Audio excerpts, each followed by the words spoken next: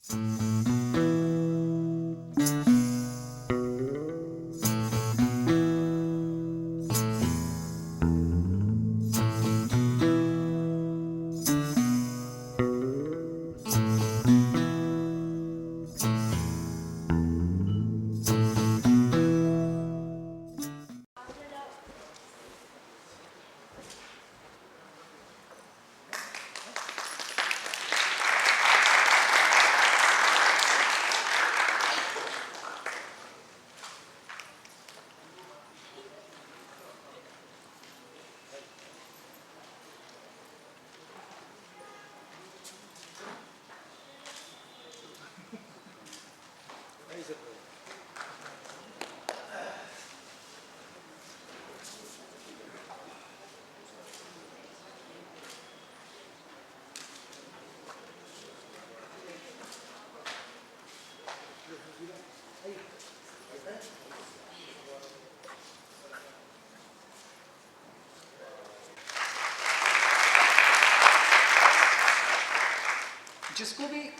बैठने में दिक्कत हो, आगे कुर्सियां हैं, आप बिल्कुल आराम से उसमें बैठ सकते हैं। 1 घंटे 15 मिनट, हो सकता है 10 मिनट में ख़त्म हो जाए, 1 घंटे 10 मिनट, लेकिन 1 घंटे 15 मिनट की इसकी ड्यूरेशन है। मानव कौल एक बहुत ही प्रसिद्ध लेखक है, उनका ये अति प्रसिद्ध नाटक है इल्हाम। इस शब्द के मानी होते हैं प्रेरणा, अंतर्दृष्टि।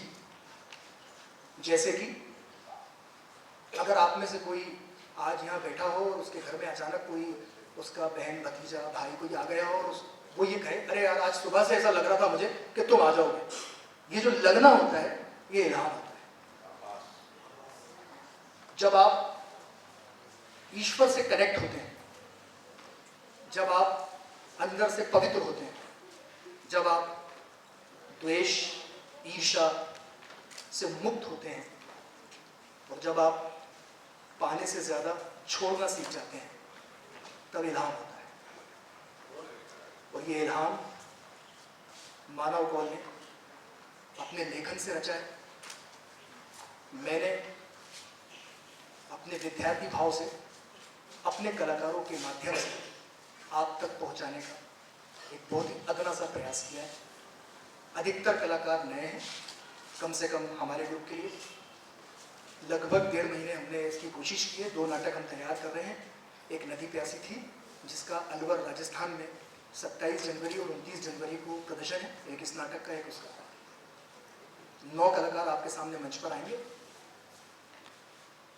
कोशिश करेंगे आपको वहां पहुंचाएं जहां इस नाटक की यात्रा में हम शायद हल्का सा छूने की कोशिश कर पाए।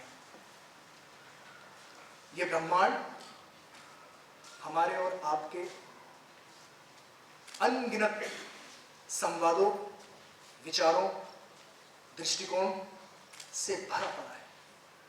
न जाने भगवान के किस संवाद से, जो इस नाटक का मुख्य पात्र का नाम है, भगवान के किस संवाद से हमारे जीवन को दृष्टि ऐसी मिल जाए कि हमारी सृष्टि समझ जाए। इसी अदना सी कोशिश के साथ यंग्स थिएटर फाउंडेशन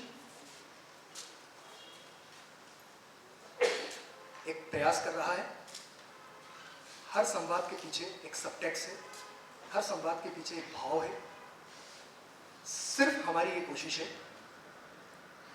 कि हमारा नाटक मात्र उत्तेजना या मनोरंजन रंगकर्म को प्रदर्शित न कर रहा हो, बल्कि विचार, संवाद, दृष्टि, सृष्टि को बदलने की चेष्टा भी कर रहा हो।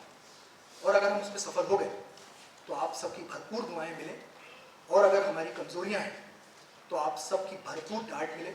मेरे दोनों कान हैं, आप इसको खींचिएगा ताकि मैं और बेहतर कर सकूं, क्योंकि मैं सृजन यात्रा का सबसे अदना और अंतिम पंक्ति का विद्यार्थी हूँ। हबीब तनवीर साहब मेरे उस्ताद हैं, 14 साल उनके साथ काम किया है। उनके पैरों के नीचे जो धूल रहती थी वो मैं अपने माथे पर लगाकर रंगकर्म की यात्रा को 23 वर्षों से अपने नाट्य संस्था के माध्यम से चला रहा हूँ, प्रयास कर रहा हूँ।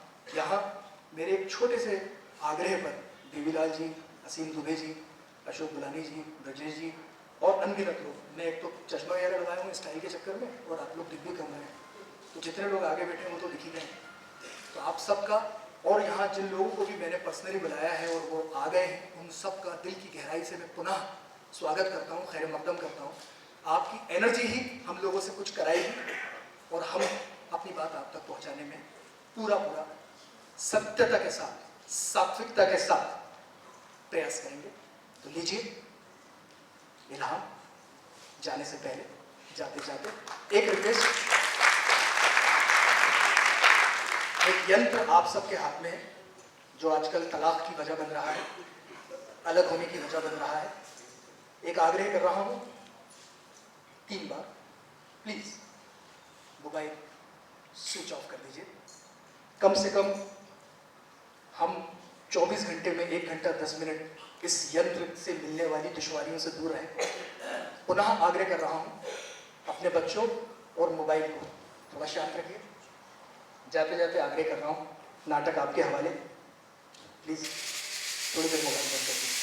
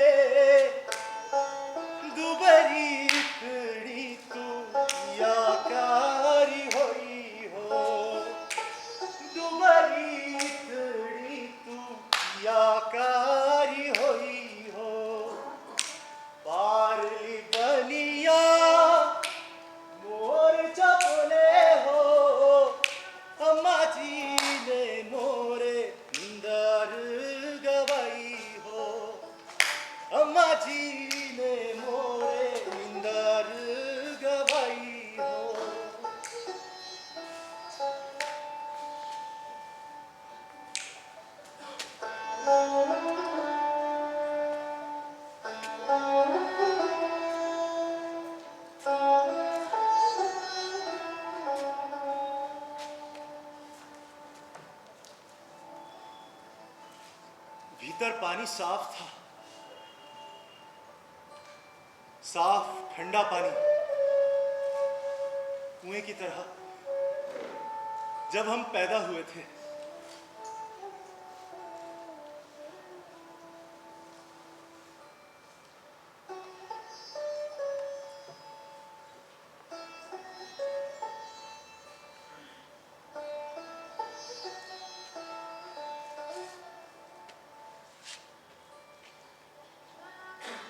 जब चिड़िया पैदा होती है तो क्या वो अपना एक पेड़ खरीदती है, अपना एक घोंसला खरीदती है, अपना एक ईश्वर चुनती है? नहीं। यदि वो इन सब का बोझ उठाती तो कभी उड़ ही ना पाती।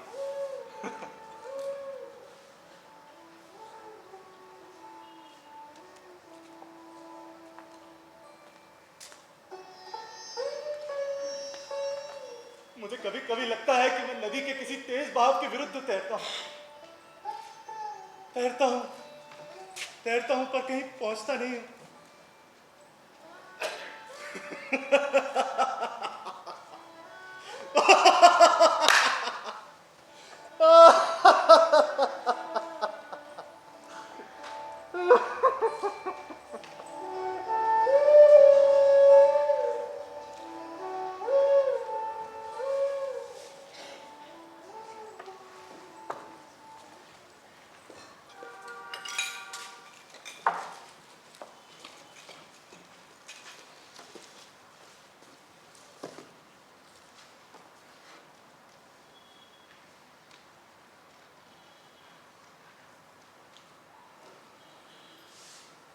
अच्छा तिवारी जी, फिर आइएगा। और खन्ना भाई साहब, आप भाभी जी को लिए बिना आए तो मैं सच में नाराज हो जाऊंगी। हाँ हाँ, मैं भगवान को बता दूंगा। अच्छा भाभी जी, नमस्कार।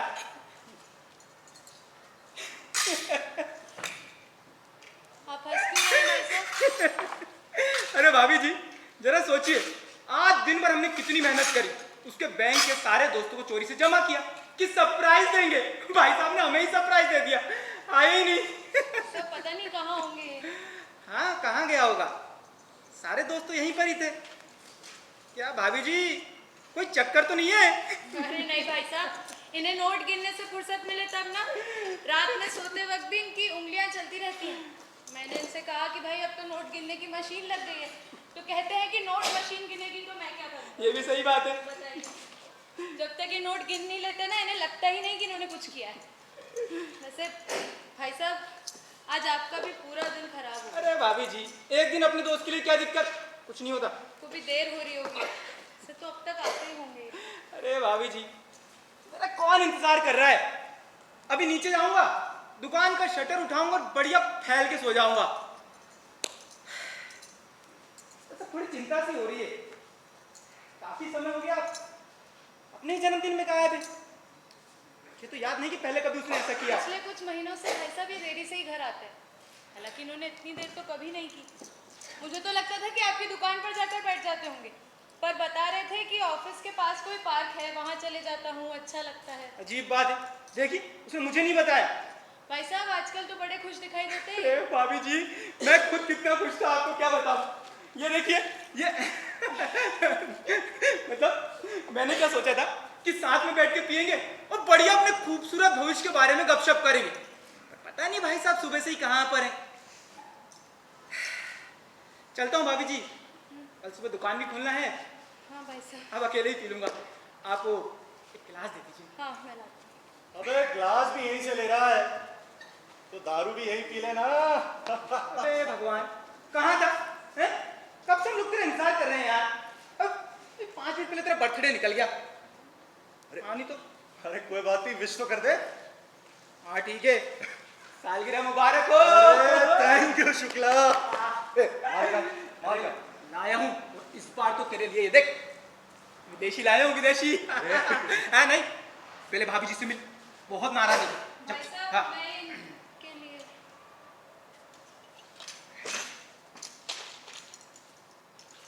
पूनम खुल नहीं रहा है क्या? खोलिए, खोल रहा हूँ। खोलिए। आपको पता है कितने लोग आए थे? कितने लोग आए? आपका पूरा बैंक यहाँ पर था। अरे किसी ने भी कुछ नहीं खाया, पूरे दिन से लगी हूँ पागलों जैसे। कोई मतलब है? सॉरी भाई साहब, आपको फर्क अभी न जाओ छोड़। हटिए। आपको पता है मैंने इधर आइए। जी कहिए। आपको पता है मैंने कितना खाना बनाया? पूरा का पूरा खाना बचा हुआ, और पूरे हफ्ते गर्म करके वही खिलाऊं। ए शुक्ला, इतने लोग आए थे तो तुम्हें पहले बताना चाहिए था ना। मैंने भाभी जी से बोला कि सरप्राइज देने की क्या जरूरत है। अब सरप्राइज, अबे सरप्राइज का मतलब जानता है तू?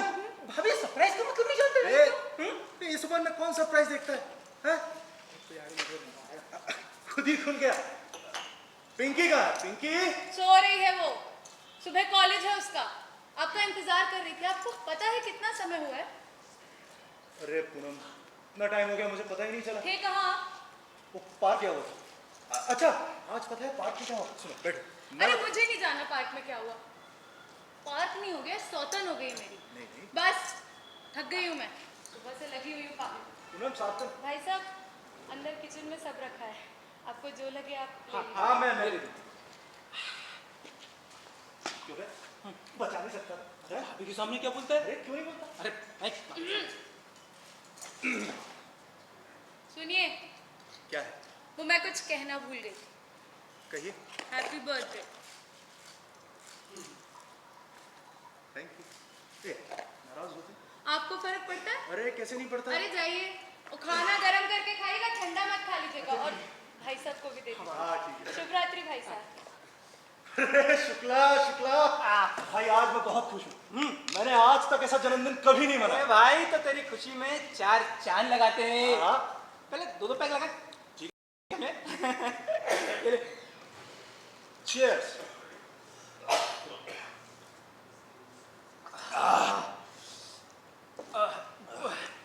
भाई भाभी का गुस्सा होना बनता है। भाभी जी ने आज बहुत मेहनत करी और मैंने भी अपनी पूरी दुकान नौकरों के हवाले कर दी। तेरे सारे दोस्तों घर गया, उनको खबर करी आज पार्टी, सब बेचारे आ गए और एक तू ही गया। अच्छा तो तभी मैं सोचूं उनको कैसे खबर लगी। तो मैंने कहा ना, मैंने ही सबको बताया। अरे नहीं यार, वो बच्चों को। किसके बच्चे? पार्क पार्क के बच्चे। अबे ये पार्क का क्या चक्कर है? वहीं ऑफिस के पास एक पार्क है ना शुक्ला, छोटा सा। वही शाम को काम के बाद चला जाता हूँ। बच्चों को खेलते हुए देखना पूरी थकान मिटा देता है। और तुझे मालूम है मेरी बच्चों से बहुत अच्छी दोस्ती हो गई भाई। मैंने उन्हें वो सारे खेल सिखाए जो मैं बचपन में खेला करता था, और आज तो उन्होंने मेरा जन्मदिन भी मनाया। अरे वाह। लेकिन मैं उनसे पूछता रहा तुम्हें किसने बताया किसने बताया, किसी ने कुछ बताया नहीं यार। मगर है किसके बच्चे हो? पता नहीं। अरे लेकिन आज तो चाचा जी भी आए। अबे भगवान, तेरा कोई चाचा यहाँ पर है? मेरे चाचा नहीं आए, वो चाचा है तो वो कैसे आ सकते हैं? यार देख यार भगवान, तेरी कोई बात ना मेरी समझ में नहीं आ रही। कौन से चाचा, कौन से बच्चे? यार तू अब ये सब छोड़ यार। हाँ नहीं तो यार, ये देख भगवान, इधर देख। मैं तेरे लिए हर साल की तरह दारू लाया कि नहीं लाया? दारू तो लाया। लाया ना। और अपन वो हर साल की तरफ ने वो खूबसूरत भविष्य के बारे में गपशप करेंगे कि नहीं करेंगे? करेंगे शुक्ला। पहले तू शुरू करेगा। अरे यार मैं क्या बोलूंगा? नहीं मैं अरे शुरू कर। अरे मैं अरे बुद्धि नहीं यार, जल्दी चलो चलो। ठीक है यार।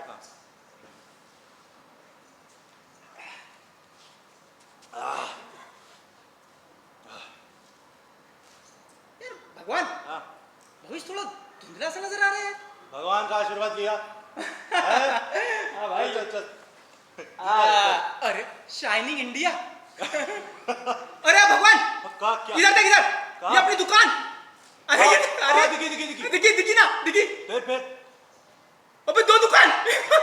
एक दो हो गई शुक्ला। तीन दुकान है। तीन दुकान शुक्ला। अबे बे, क्या?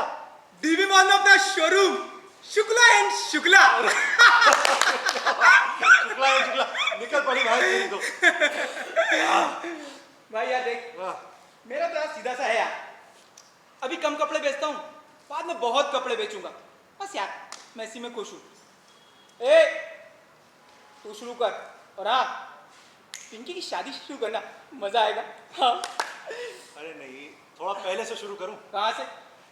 इस घर से शुरू करूं? हाँ कर। देख 2 साल में घर अपना हो गया, हो गया। फिर पिंकी की शादी। अरे रे, कितनी प्यारी लग रही है अपनी पिंकी। तब तक बिल्लू इंजीनियर बन चुका होगा। अरे भैया बन गया, वो देख। अरे वो देख बिल्डिंग में। ए बिल्लू, आराम से बेटा, आराम से। क्या हुआ? मेट्रो के पुल तान रहा है। फिर बिल्लू की शादी। हाँ भाई करेंगे बिल्लू की शादी करेंगे। तब तक पिंकी के बच्चे हो गए होंगे। हाँ हो गए होंगे। फिर बिल्लू के बच्चे। हाँ बहुत सारे। फिर हम उन्हें बड़ा करेंगे शुक्ला, और अगर जिंदा रहे ना तो उनके बच्चों का भी खूब सुख भोगेंगे। भोगना तू तो भाई सबका भोगना। फिर भी अगर बचे रहे तो उनके बच्चों का भी खूब सुख भोगेंगे और उनकी भी शादी करेंगे। करेंगे भगवान, करेंगे। हाँ फिर क्या? अरे फिर और क्या? फिर मजे करेंगे, बहुत सारे मजे हैं? अरे यार भगवान, इस बार तूने मन से नहीं सुना है। अरे पिछली बार तेरे को याद है कितना मजा आया था यार? मैं वहां चांद पे पहुंच गया था, तुमको धरती पर ले आया था। रे क्या हुआ?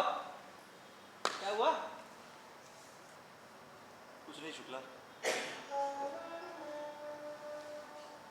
आज एक अजीब सी बात याद आई।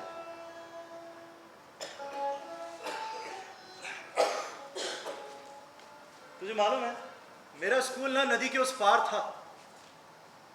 हाँ। रोज एक छोटी सी नाव में बैठकर उस पार जाया करते थे, और जो नाव चलाता था उससे मेरी अच्छी दोस्ती थी शुक्ला। एक बार हम सब नाव में बैठकर स्कूल जा रहे थे कि मैंने देखा मल्लाह नाव चलाने के बजाय अपने डंडे से एक चिड़िया को उड़ा रहा है, और चिड़िया वापस वहीं बैठ जा रही है। मल्लाह का गुस्सा बढ़ता जा रहा था। हम सब डर गए क्योंकि नाव बहुत बुरी तरह हिल रही थी ना। मुझसे रहा नहीं गया, मैंने उसको बोला, ए क्या करते हो, नाव डुबाओगे? तो कहता है, साहब इस चिड़िया को मुफ्त में नदी पार करने की आदत पड़ गई है। चिड़िया को मुफ्त में नदी पार करने की आदत। हम भी हंस दिए। फिर कुछ दिन बाद देखा कि मल्ला और चिड़िया एक दूसरे से मुंह फेर कर बैठे, मानो एक दूसरे से नाराज हो। फिर कुछ दिन बाद देखा कि मल्ला चिड़िया से बातें कर रहा है। चिड़िया से बात लगा था कभी हंसता है, कभी चिल्लाता है। सभी को लगने लगा मल्ला पागल हो गया। मुझसे रहा नहीं गया, मैंने उसको बोला, ए क्या करते हो, चिड़िया से बातें करते हो? कहता है साहब, मुझे तो लगता है कि आप सब लोग पागल हैं। अरे ये चिड़िया तो आप लोगों से बात करना चाहती है, आप एक इससे बात ही नहीं करते। हम उसे पागल समझ रहे थे और वो हम सब। भगवान, ए भगवान, फिर वो मल्ला का क्या हुआ? मल्ला कुछ समय तक अकेले ही नाव चलाता रहा शुक्ला। लोगों ने उसकी नाव में जाना बंद कर दिया था ना। फिर बाद में पता चला कि लोगों ने उसे पत्थर मार मार कर गांव से भगा दिया। ये तो एकदम अजीब सी बात हुई यार। शुक्ला, यही सब अजीब सी बातें मुझे याद आती हैं जब मैं पार्क की उस बेंच पर जाकर बैठता हूं और फिर वो बच्चे आ जाते हैं। अरे लेकिन तुझे मालूम है आज कितने सालों बाद मैं नाचा? अरे सही में नाचा। तू नाचा? बता। ये नाचेंगे भैया। धुन क्या थी वो? क्या नाचा मोटा भैया? माँ पूछती सुन दिया मेरी दुबई तू तो अच्छा करता है रे। आजा। अरे अच्छा कर रहा है, आजा। एक पैग और बनाते फिर मैं जाता हूँ। जो बोले हो गया भगवान। अम्मा जी अच्छा करा तूने, आजा। दर गवाई हो गया ना भगवान। अम्मा जी ने मोरे भगवान। दर गवाई हो। भगवान, अम्मा जी ने मोरे भगवान, दर क्या कर रहे हैं? गवाई हो। अम्मा जी ने मोरे दर गवाई हो। अम्मा जी ने मोरे दर गवाई हो। भगवान,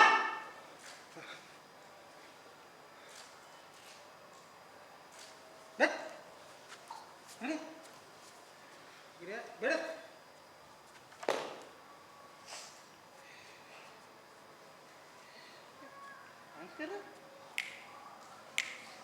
है भाई? ए, मैं जा रहा हूँ, तू अंदर चले जाना, खाना वाना खा के सो जाना। चले जाना अंदर, मैं जा रहा है ना।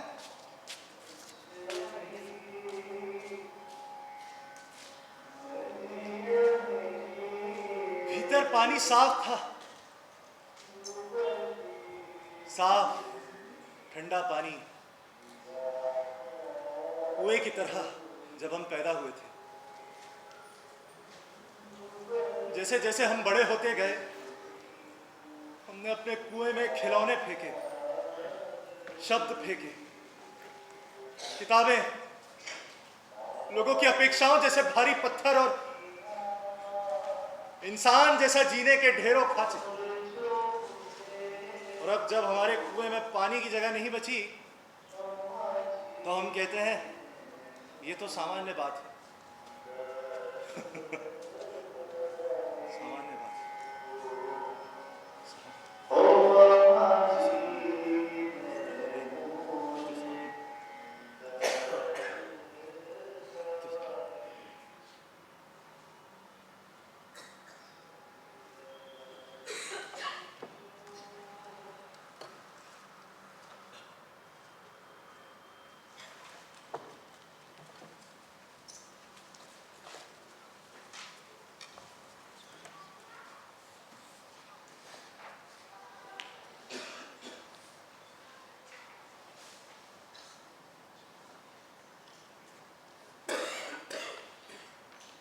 आई, अरे आई आई। भाई साहब, मैं कह रहा था आप खुद दे देते लेटर।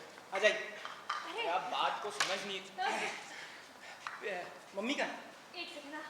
मम्मी, आइए। अरे आइए ना, बैठी। माँ, क्या है वो? शुक्ला अंकल आए हैं और पापा के बैंक से सौरभ भैया। अच्छा सौरभ, चाय लोगे? भाभी वो लेगा भाभी? भाई साहब आप? नहीं भाभी, मेरी थोड़ी शुगर बढ़ी हुई सी है। ठीक है। कोई ना। और पिंकी कैसे हो? अरे मैं बिल्कुल बढ़िया, बस वो थोड़ा सा। और सौरभ क्या हाल? नमस्ते भाभी। भाभी इसकी क्या जरूरत थी आप? पियो ना। माफ करना सौरभ, उस दिन जन्मदिन के दिन ये बड़ी देरी से घर आए। हम लोग भी बहुत परेशान हो गए थे, पर अब सब ठीक है, ये एकदम ठीक है। जन्मदिन के बाद तुमसे भी आज ही भाभी जी। मुलाकात हो रही है। हाँ क्या? उनको सब पता है कि आपसे कुछ बात करने आए। कहो सौरभ। भाभी, दरअसल बात यह है,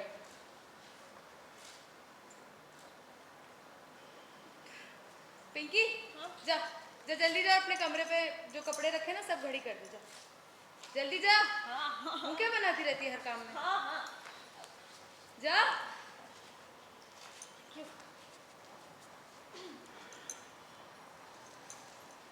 पापा के कमरे के भी कर देना। भाभी आप तो जानती हैं कि सर मेरे सीनियर हैं। मैं बैंक का लेटर लाया था, वो क्या है अकेले आने की हिम्मत नहीं थी, तभी शुक्ला जी से रिक्वेस्ट की कि साथ चलें। सर क्या है इस लेटर में? भाभी वो सर को सस्पेंड कर दिया गया। क्यों? क्यों सस्पेंड कर दिया गया है? वो तो रोज बैंक जाते हैं, उन्होंने इतने साल दिए आपके बैंक को, आप लोग एकदम से। भाभी वो करीब 1 महीने से बैंक नहीं आ रहे, तभी तो ये लेटर मुझे लाना पड़ा। वो तो रोज मैं क्यों क्यों निकाल दिया? दरअसल में पैसे बांटने लग गए थे भाभी, मुझे भी समझ नहीं नहीं आया। भाभी पैसे बांटने थे, एक को दे दिए थे भाभी जी। किसको? रहने देते भाभी, वो भगवान सर आ जाएंगे। वो अच्छा घर पर लगेगा। नहीं है सौरभ, तुम खुलकर कहो। एक बुढ़िया आया करती थी हर महीने पेंशन लेने, भगवान सर ना जाने कि उन्हें 500 रुपये ज्यादा मिलने लगे। एक दिन बड़े साहब ने देख लिया, उन्होंने पूछा ये गलती कैसे हुई, तो भाभी सर कहने लगे ये गलती नहीं है, मैंने जानबूझ कर दी है। फिर भी बड़े साहब ने पूछा भाई क्या उसमें मांगे भी थे, सर कहते हैं नहीं। बाद में उनके बीच में बहुत तेज बहस हुई भाभी। भाभी मैंने भी बात करने की कोशिश की तो कहने लगे कि मैंने उस बुढ़िया की हाँ सुन ली, हाँ सुन ली है, सॉरी। उसके बाद तो पागलों जैसे बात कर रहे थे। ऐसा मैं नहीं भाभी, ऐसा ये बाकी बैंक वाले कहते हैं कि ऐसे हर किसी को पैसे बांट देना पागलपन नहीं हुआ तो और क्या? सौरभ माइंड योर लैंग्वेज, वो पागल नहीं है। नहीं भाभी मेरे मैंने कहने कहा का- ना वो पागल नहीं है। नहीं जाओ यहाँ से। चलिए आप चलिए, आप नीचे दुकान पर रुकिएगा, मैं आता हूँ। विजय आप चिंता मत करिए, मैं मंडे को जाऊंगा, मैनेजर से बात करके आऊंगा। आप बिल्कुल परेशान मत होइए, अभी मैं उसको रफा दफा करके आता हूँ ना।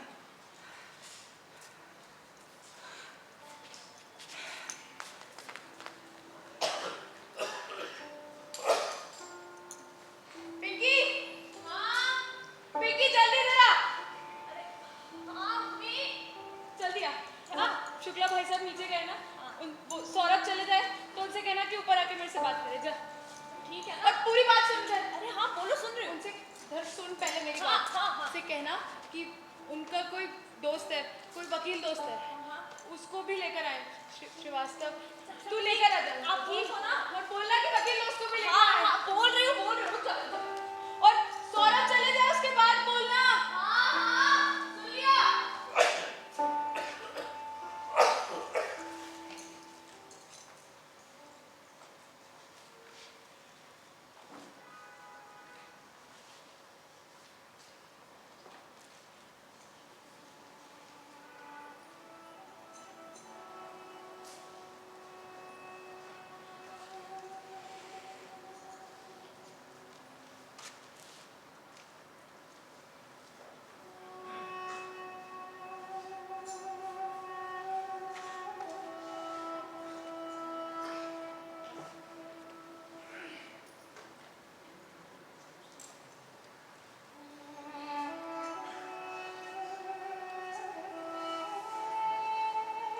आदतन मैं अपना भविष्य अपने हाथों की रेखाओं में टटोलता हूं। कहीं कुछ छुपा हुआ है सा चमत्कार, एक छोटे बादल जैसा हमेशा साथ चलता रहता है। तेज धूप में इस बादल से हमें कोई सहायता नहीं मिलती। वो हथेली में एक तिल की तरह बस पड़ा रहता है। अब तिल का होना शुभ है, इससे लाभ होगा, इसलिए इस छोटे से बादल को बहुत संभाल कर रखता हूं। फिर इच्छा होती है कि वहां चला जाऊं जहां बारिश पैदा होती है, बादल बट रहे होते हैं। और शायद देर हो चुकी है। अब मेरी आस्था का अंगूठा इतना कड़क हो चुका है कि वो किसी के विश्वास पे झुकता ही नहीं।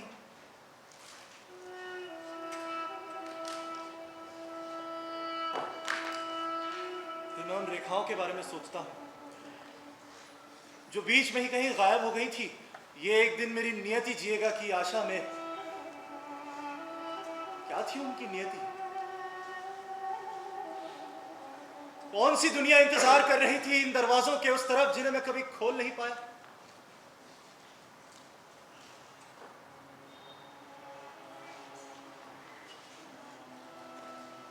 अभी मैंने एक अजीब सी चीज देखी। मैंने देखा कि मेरे माथे पर कुछ रेखाएं बढ़ गई हैं अचानक। अब ये रेखाएं क्या है? क्या इनकी भी कोई नियति है, अपने दरवाजे हैं? नहीं, इनका कुछ नहीं है। बहुत बाद में पता चला इनका कुछ भी नहीं है। ये मौन की रेखाएं हैं। मौन, उन रेखाओं का जो मेरे हाथों से उभरी थी और मैं उनके दरवाजे कभी खोल ही नहीं पाया। सच, मैंने देखा है जब भी कोई रेखा मेरे हाथों से गायब हुई है, मैंने उसका मौन अपने माथे पर महसूस किया है। मुझे लगता है यही मौन है जो हमें बूढ़ा बनाते हैं। जिस दिन माथे पर जगह खत्म हो जाएगी, ये मौन चेहरे पर उतर आएगा और हम बूढ़े हो जाएंगे।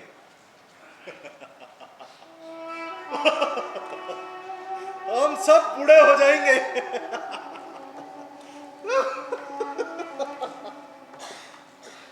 हम बूढ़े हो जाएंगे, बूढ़े हो जाएंगे, हम सब बूढ़े हो जाएंगे।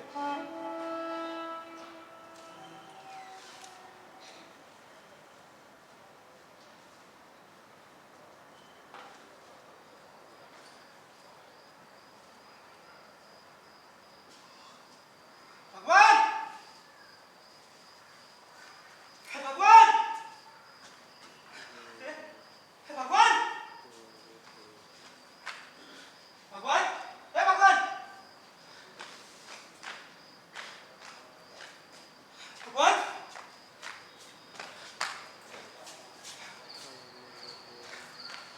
भगवान,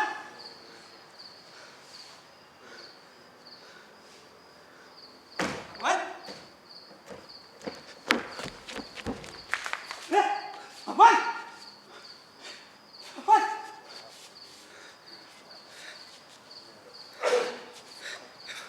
भगवान, उठ, उठ,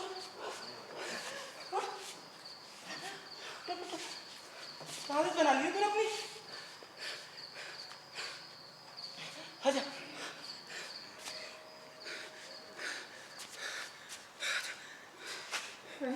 चल, आदत बना ली है। अरे सब अच्छा, चल आजा, सब बढ़िया। आजा आजा। अरे बेटा, पहले इसको अंदर लेके चल। अरे भगवान, आजा, अरे, आजा।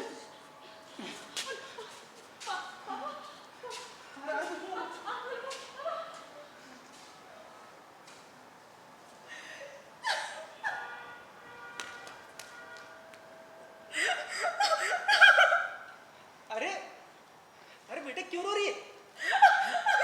अरे, अरे कुछ नहीं हुआ उसको।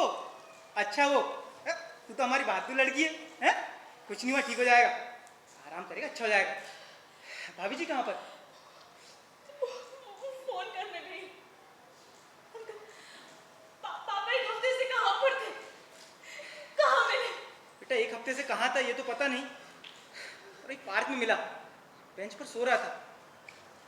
मतलब पापा एक हफ्ते से पार्क में थे? नहीं, ये पहले भी वहां पर गया, पता नहीं इतने दिन कहाँ पर था ये।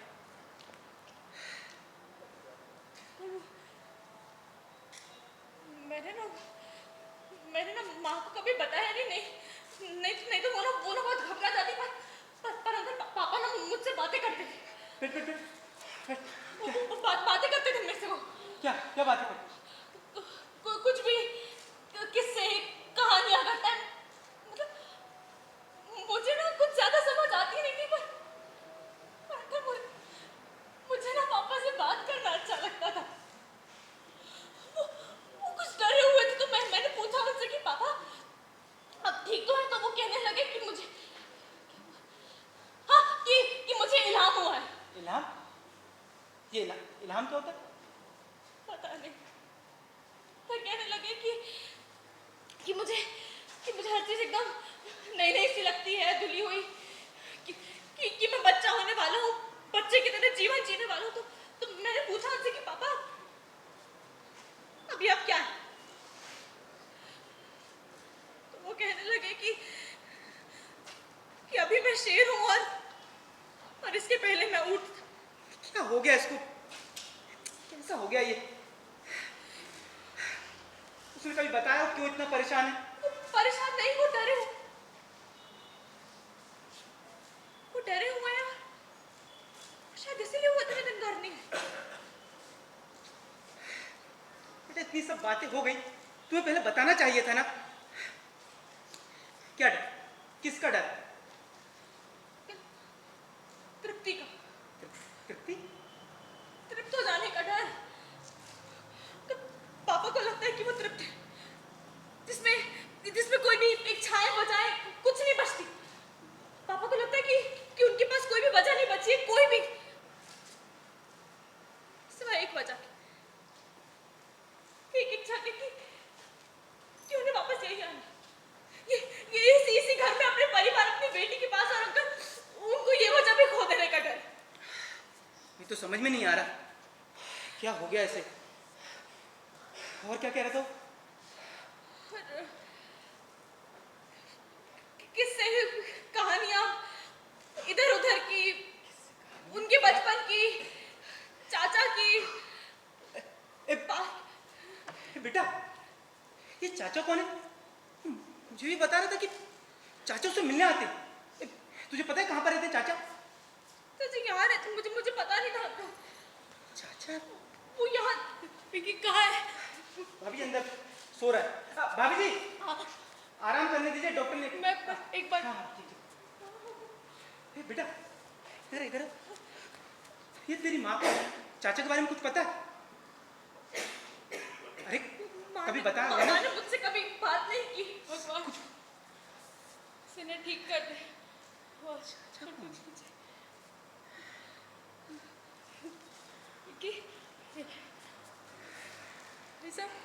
हाँ बाबा, मैं मन्नत मांग के आई हूँ भाई साहब, आप देखना सब ठीक हो जाएगा। ये खुद ही घर आए ना? नहीं भाभी जी, पार्क में मिला, बहुत गहरी नींद में सो रहा था। मैंने इतनी कोशिश की उठाने की, हिलाया डुलाया, नहीं उठा। फिर मैंने पानी डाला, तब भी नहीं उठा। भाई फिर तो मैं डर गया। वहाँ पे कई लोगों की मदद से डॉक्टर के पास लेकर गया, तब कहीं जाके इसको थोड़ा डॉक्टर ने कुछ आया। क्या कहा?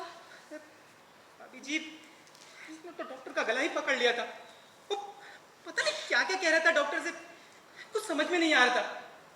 फिर इसको वापस इसको बेहोश करे, इसके कुछ टेस्ट लिए। अब डॉक्टर ने कहा कि थोड़ा आराम करने दीजिए उसको। भाई साहब मैं भी कल पार्क गई थी ये ढूंढते हुए। ये तो कह रहे थे कि बहुत सुंदर पार्क है, वो तो एकदम खंडर जैसी जगह है, सिर्फ एक बेंच है, कुछ एक टूटी फूटी अरे कुर्सी भाभी है। जी, जिन लोगों ने मेरी मदद करी ना डॉक्टर के पास ले जाने में, वो कह रहे थे 5 सालों से बंद पड़ा हुआ है, यहाँ पर सिर्फ ये आता है, वो बेंच पे बैठा रहता है। और अरे भाभी जी, लोग जो बता रहे थे ना लोग कह रहे थे कभी उन्होंने इसे अकेले बड़बड़ाते हुए सुना है, कभी नाच रहा है, कभी संगीत सुन रहा है, बच्चे- कभी हवा को अखबार में घुमा रहा है, कभी भाई क्या साहब- मान।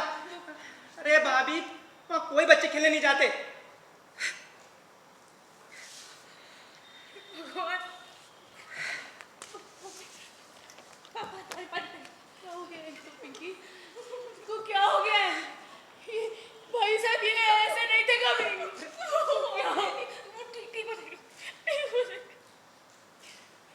हम पिछली बार एक भाई साहब वहाँ घूमने गए थे, याद है तुझे पिंकी?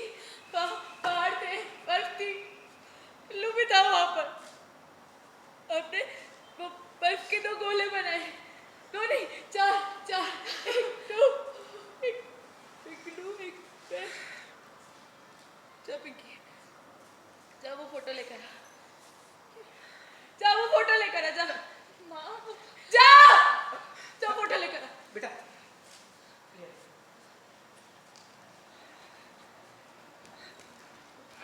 आप किसको फोन करने गए थे?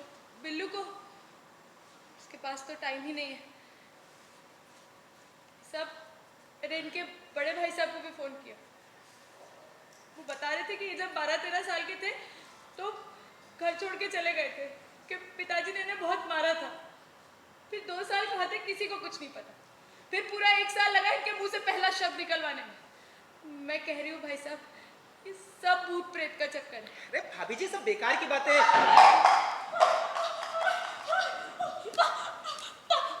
पापा बैठे हुए थे, वो सो नहीं रहे थे। मैंने उनसे पूछा, पापा ठीक तो है? तो उन्होंने मुझसे फोटो का एल्बम छीन लिया। मेरे हाथ से वो छीना, वो खून नहीं। पूनम, कौन सा दिन है? कौन सी तारीख है?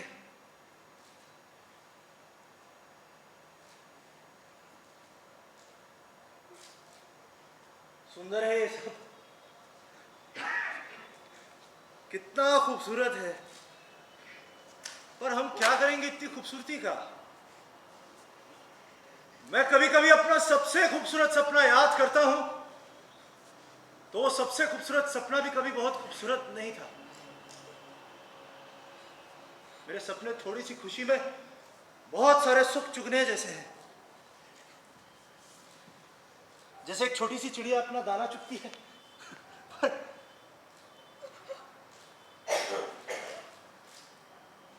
पर जब उसे पूरी रोटी मिलती है तो पूरी रोटी नहीं खाती, वो उसमें से अपने हिस्से की रोटी चुग रही होती है।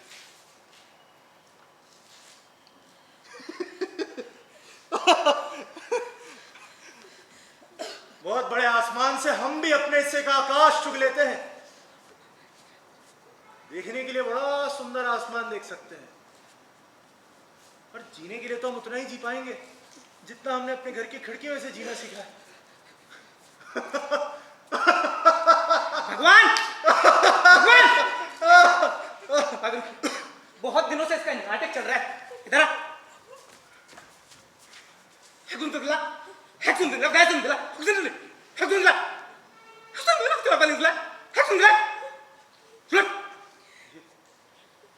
तुम लोग क्या बोल रहे हो?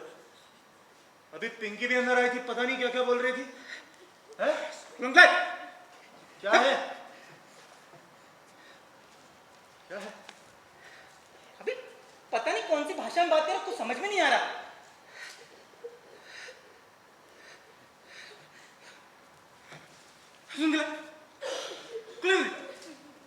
भाई साहब, मैं बात करती हूँ। मैं बात करती हूँ। अजय,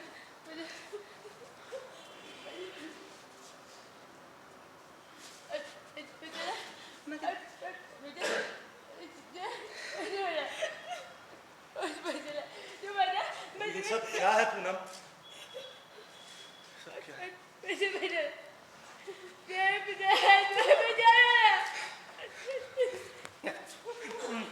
हेलो हेलो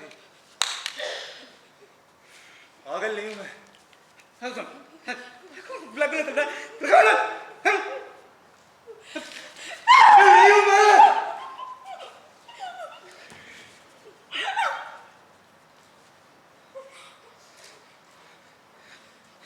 मैं। अरे किससे तूने धुंधला किससे तूने धुंधला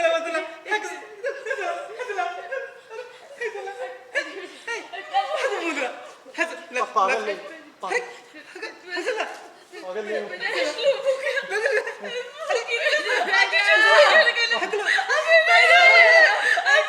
पागल नहीं हूँ मैं।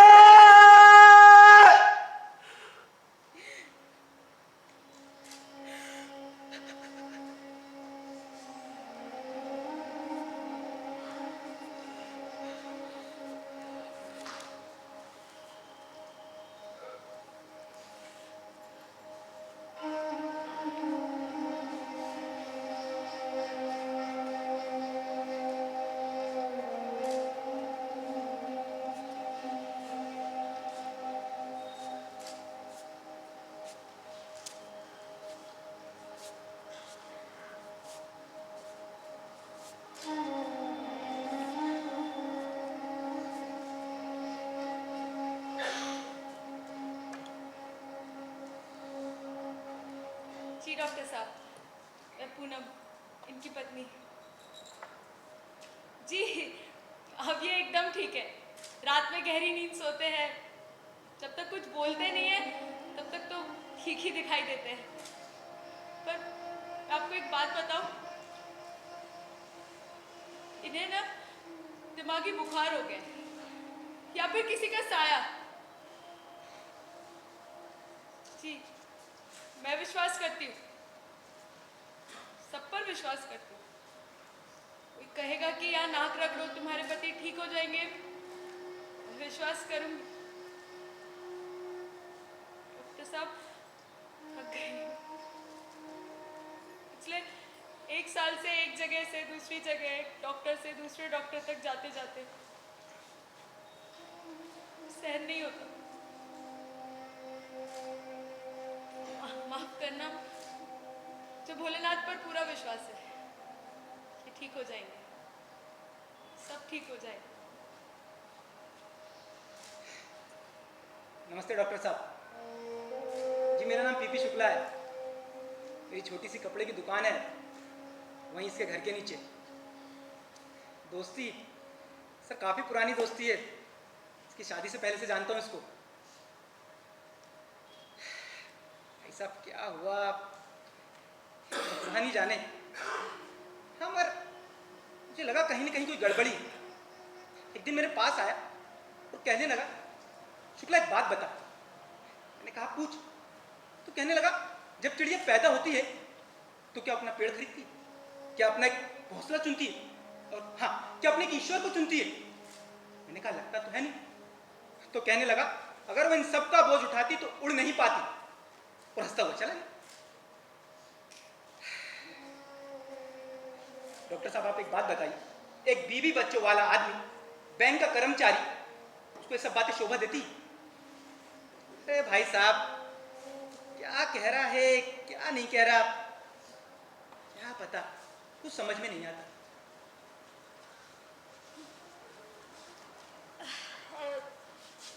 जी मेरा नाम पिंकी, मेरे भाई का नाम बिल्लू है। अरे मेरे पापा मुझसे बहुत प्यार करते थे। मेरा मतलब करते हैं। मैंने की कोशिश पापा से अकेले में बात करने की। एक बार उन्होंने मुझे कुछ कागज दिया और मुझे इशारा किया कि इन्हें पढ़ो।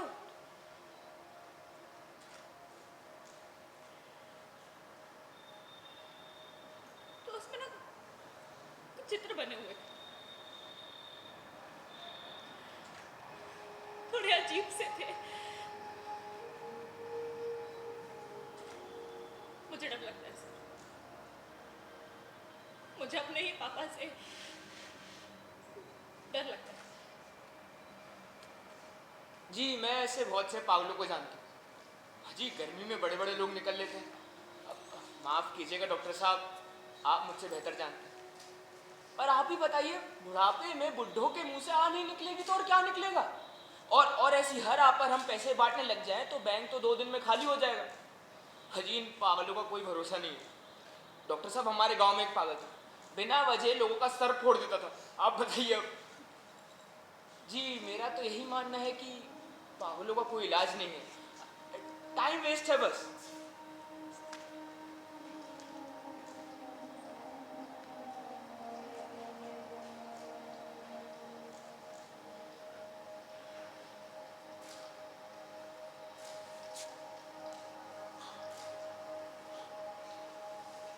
पागल नहीं हूं मैं, पागल नहीं हूं मैं।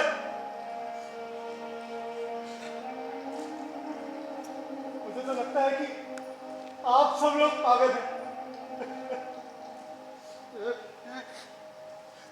अरे वो चिड़िया तो आप लोगों से बात करना चाहती है, आप लेकिन उससे बात ही नहीं करते।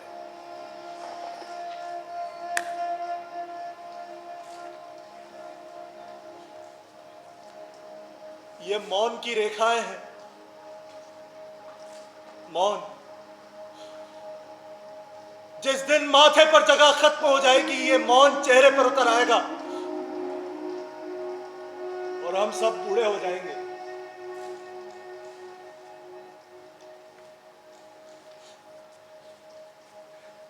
पागल नहीं हूं मैं, नहीं हूं मैं पागल।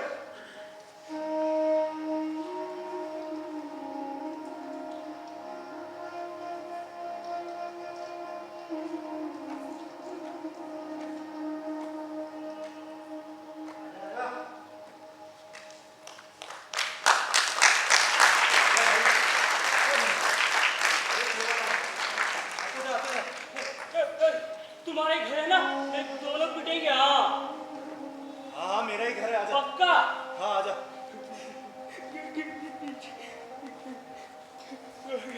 पूनम,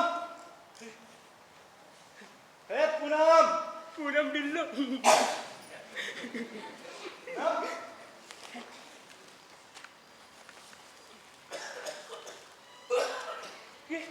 ये पूनम कौन है? पूनम मेरी पत्नी, बताया तो था तुम्हें। हाँ नहीं नहीं, मैं कह रहा था पूनम कहाँ है? हाँ वो कहीं गई है लगता है। तुम खड़े क्यों हो, बैठो ना। पूनम, पिंकी। अरे मेरा मतलब ऊपर बैठो, आजा।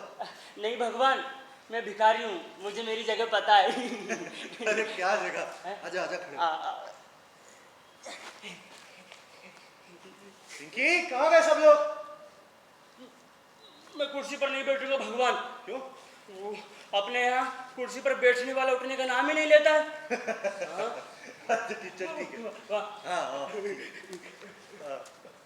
मोहन, मुझे लगता है पूनम कहीं गई है, मैं देखकर आता हूँ थोड़ा। हाँ पूनम,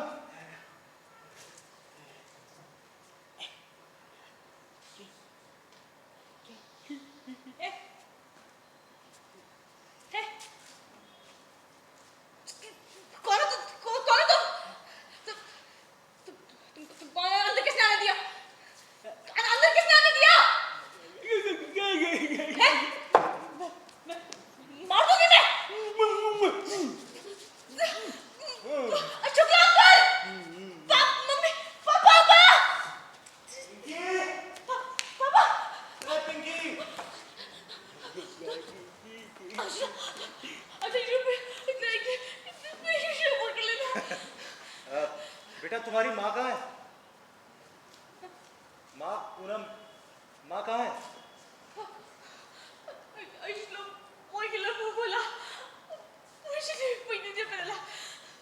क्या बोल रही है? मैं बताऊं? मैं बताऊं? वो कह रही है माँ किसी बाबा को लेने गई है, मुझे बहुत डर लग रहा है पापा। अरे बेटा किसका डर? अच्छा चलो।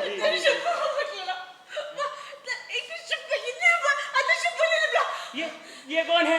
ये तो कोई भिखारी है, पापा भिखारी को लेकर आ गए। नहीं नहीं बेटा, ये दोस्त है। मैं जा रहा हूँ भगवान। क्या हुआ? यार मेहमान को भिखारी बोल रही है यार। अरे नहीं नहीं, भाई है मेरा। बैठ बैठ, आराम से बैठ। पिंकी आओ, हम बैठ कर बात करें। दूर हटो मुझसे। पापा आप सच में पागल हो गए हो। पिंकी, वो गिरा। मेरी बात सुन। पिंकी, पिंकी,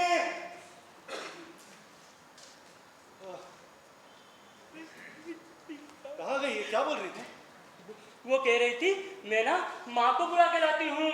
माँ माँ, भग गई। तुमने उसे रोका क्यों नहीं? वो बेचारी इतनी डरी हुई थी। हंस क्यों रहे हो? तुम्हारे तो खेल हो गए। मुझे लगा तुम मुझे बेवकूफ बना रहे हो। अब क्या करोगे? पता नहीं, मैं तो बस इतना जानता हूँ कि मैं वापस आना चाहता हूँ मोहन। वापस? तुम तो यहीं हो। यही तो मैं अपने परिवार वालों को समझा रहा हूँ कि मैं यही हूँ और यही रहने के लिए लड़ रहा हूँ। तुमने देखा ना, कोई मेरी बात तो समझता नहीं है। अच्छा, मैं चाहता हूँ जब पूनम आए ना तो तुम उसे सब बता देना कि मैं ठीक हो जाऊंगा, और अगर मुझे कोई बीमारी है तो इसका इलाज वो मैं खुद कर सकता हूँ। हाँ भगवान, मैं ना कोशिश करूँगा। पर पता नहीं वो लोग मेरी बात समझेंगे कि नहीं समझेंगे। वैसे मुझे माफ करना भगवान, हंसी आ रही है। ए, तुम्हें क्या हुआ है? मुझे बता, मैं ना सबको एक एक बात बताऊंगा। हाँ, सबको। पता है मोहन, बचपन में ना मेरे पिताजी एक आरती गाया करते थे, ओ शंकर मेरे कब होंगे दर्शन तेरे। मेरे पिताजी बड़ी तल्लीनता से वो आरती गाया करते थे रोज। मुझे लगा अगर मैं शंकर होता तो अपने पिताजी को तो जरूर दर्शन देता। और तब वो क्या करते? सच में वो क्या करते? ये बात मेरे दिमाग में फंस गई। तो ये सोचते हुए मैं कई महीनों अपने पिताजी के साथ घूमता रहा, और एक दिन मैंने उनसे पूछा आप क्या करेंगे? तो उन्होंने मेरी बात टाल दी। पर मुझे जवाब चाहिए था, इसलिए जब भी वो मेरे सामने पड़ते मैं उनसे पूछता रहता आप क्या करेंगे, आप क्या करेंगे। एक दिन उन्होंने गुस्से में आकर मुझे मार दिया, बहुत मारा। पर मेरी बात तो वहीं की वहीं रह गई ना, इसलिए मैं भी गुस्से में घर से भाग गया। फिर क्या हुआ मुझे ज्यादा याद नहीं, पर 2 साल तक मैं घर नहीं आया। मेरे घर वाले बताते कि जब मैं मिला तो मुझे कुछ समय मेंटल हॉस्पिटल में भी रखा गया, और फिर मैं सब भूल गया, मतलब सब ठीक हो गया। तब तुम ठीक हो गए थे।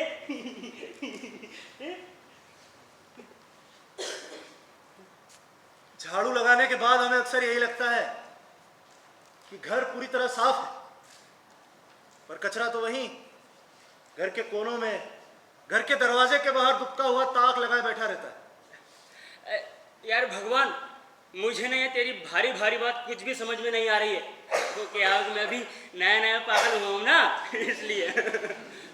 फिर भी भगवान, फिर भी मैं तुम्हारे घर वालों को बताने की कोशिश करूँगा। हाँ, जैसा कि मैंने देखा कि कोई तुम्हारी बात समझ ही नहीं रहा है, सुन ही नहीं रहा है। पर भगवान, मेरी खुद समझ में नहीं आ रहा है मैं उनसे क्या कहूँगा। तू मुझे बता, तू मुझे बता, मैं ना उन सबको एक एक बात बताऊँगा। हाँ।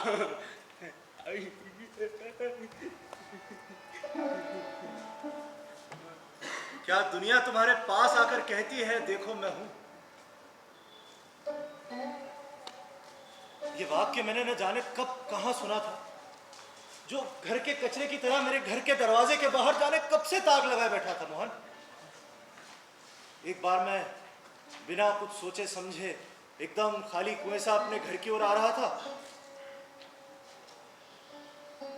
कि तभी ऐसा लगा जैसे किसी ने मुझे सुन्न कर दिया,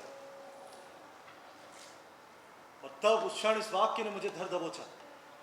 क्या दुनिया तुम्हारे पास आकर कहती है देखो मैं हूं? तो मैं पहली बार उस पार्क की बेंच पर जाकर बैठा था। अजीब बात है, मेरे झुके हुए कंधे सीधे हो गए। मैंने अपने दोनों हाथों को खोल दिया, जैसे कोई बरसों पुराना पिछड़ा हुआ दोस्त मुझे दिखा हो जिसके मैं गले लगना चाहता हूं। और तभी ऐसा लगा जैसे कोई मेरे बगल में आकर बैठा, धीरे से मेरे करीब आया और मेरे कानों में फुसफुसाया। क्या दुनिया तुम्हारे पास आकर कहती है देखो मैं हूं? मैंने इस वाक्य का जवाब देना शुरू किया। उस दिन अगले दिन, हफ्तों, महीनों, और मुझे हर चीज धुली धुली सी लगने लगी, जैसे साबुन से रगड़ रगड़ कर सब कुछ धो दिया हो। सड़कों को, पेड़ों को, कूड़े के डब्बों को, जानवरों को, लोगों को, वो कोने में बैठे मोची की दुकान को, उसके आंखों के नीचे पड़े गड्ढों को, सबको, पूरे शहर को। और तब मुझे वो रेखाएं दिखने लगी मोहन। रेखाएं? रेखाएं जैसे हाथ पर और माथे पर पड़ती है, ठीक वैसी ही रेखाएं जमीन पर भी पड़ती हैं मोहन। ये एक पगडंडी बनने जैसा है। मतलब ये रेखाएं ये तुम्हें दिख नहीं रही हैं? नहीं, कहाँ? अभी थोड़ी बिगड़ गई हैं। वो क्या है, कुछ समय से मैं अपनी रेखाओं को लांग रहा हूं ना, इसलिए पूरा घर परेशान है। हमारे चलने की, हमारे जीने की रेखाएं पूरे शहर भर में होती है मोहन, जैसे तुम्हारी रेखा।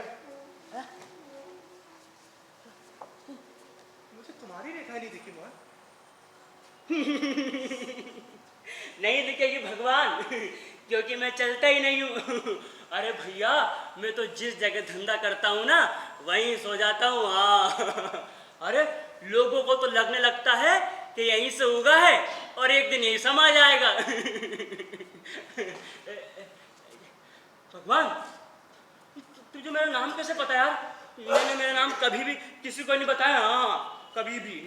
मोहन, मुझे तो उस चिड़िया का नाम भी पता है, वो बाहर चहक रही है ना। आजकल उससे थोड़ा नाराज हो तो देखो कैसे मना रही है, नहीं मानता।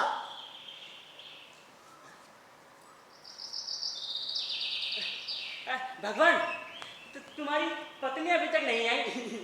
पूनम आती होगी, आती होगी। भगवान, मैं भी ना एक बात बहुत समय से बताना चाहता हूँ, पर कोई मेरी बात सुनता ही नहीं है। अब तुम सुन रहे हो, तुमसे एक बात कहूँ? कहो। भगवान, मेरा ये जो रोज खाना खाता हूँ ना, कभी कहीं से जुगाड़ किया हुआ, कभी किसी से मांगा हुआ, कभी किसी का दिया हुआ, खाते वक्त हमेशा सोचता हूँ कि ये जो खाने में मुझे स्वाद आ रहा है, क्या वही स्वाद उन सबको भी आता होगा, या फिर मुझे कुछ अलग ही स्वाद आता है। मेरा खाना हमेशा चटकारे मारकर खाता हूँ। देखो अभी मुंह में पानी आ गया। अच्छा, तो तुम ठीक ठीक बता सकते हो तुम्हें कैसा स्वाद आता है? हाँ, देखना भगवान, हाँ देखना, ये वाला। ये नहीं बता सकते मोहन, कोई नहीं बता सकता। मेरी भी यही समस्या है। मैं जो खाना खाता हूँ उसमें कैसा स्वाद है, मैं किसी को बता ही नहीं सकता। मैं भी नहीं बताता किसी को। अरे मोहन, मेरी पत्नी पूनम आ गई। मैंने तुम्हें जो भी बताया ना, तुम इसे सब कह दो। हाँ भगवान, मैं ना कोशिश करता हूँ।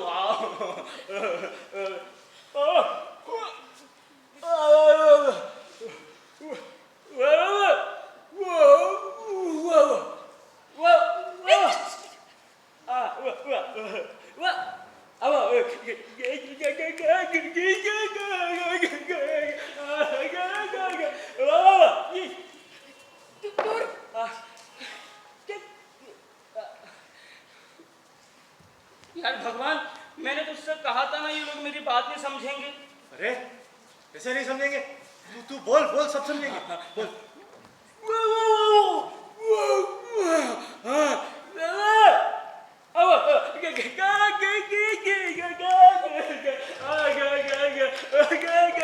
ओम काल भैरवाय नमः, ओम चामुंडाय नमः। इस घर में काला साया है, इस घर में प्रेत साया है, लेकिन मुझसे बच नहीं सकता। ओम ह्रीम क्रीम चामुंडाय नमः, ओम ह्रीम क्रीम खींची खींची ओम भूतनाथम। चल आजा, आजा, बोल बोल क्या चाहिए तुझे? हाँ, मांस खाएगी? खिलाऊंगा। और बोल, हाँ सदबन्नी खाएगी वो भी खिलाऊंगा।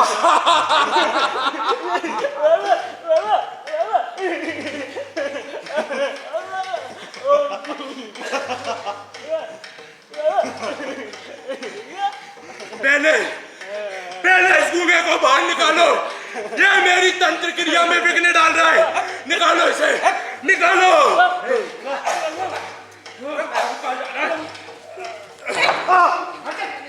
मैं तुझसे आखिरी बार बोलता हूँ, इसके शरीर को मुक्त कर। निकल यहाँ से। नहीं निकलेगी? निकाल, निकाल, निकाल।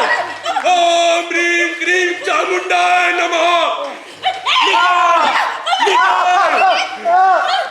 ओम ह्रीं क्रीं चामुंडाय नमः। ओम ह्रीं क्रीं बटुकाय आप न मिटाए। ओम गुरु गुरु चामुंडाय तांडेश्वर भूतम भागो।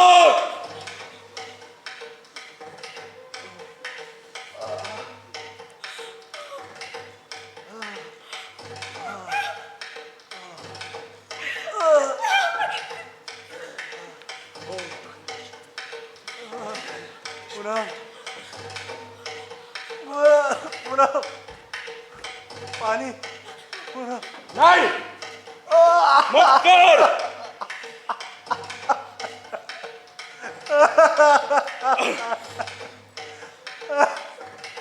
इसे रात भर इसी कमरे में रहने दो। और हाँ, इसे तरल पदार्थ बिल्कुल नहीं देना। सब ठीक हो जाएगा। मैं इसका क्रियाक्रम करके आता हूँ। ओम कालभैरवाय नमः। ओम ह्रीं क्रीं बटुकाय आप न मिटाए। पिंकी हट वहाँ से। पानी लेकर पानी कि अभी कुछ नहीं, अभी तू जा यहाँ अंदर जा। पानी लेकर पानी पिंकी अंदर जा।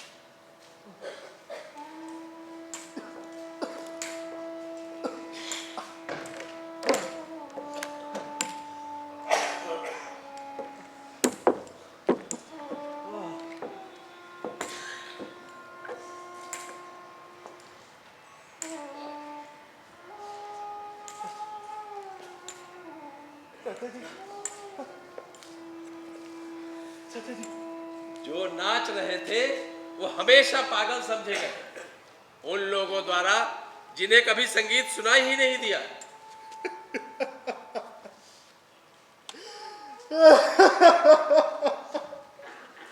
चाचा जी, मैं वापस आना चाहता हूँ। ये सब मैं कुछ नहीं चाहता।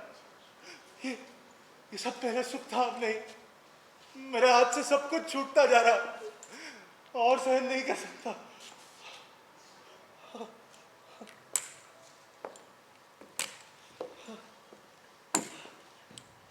जब तुम अपनी बाप की मार खाकर अपने घर से भाग गए थे तब तुम क्या थे?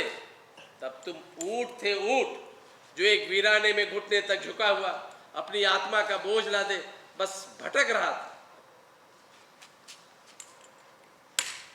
अभी कायाकल्प हुआ है, अब तुम सीधे खड़े हो।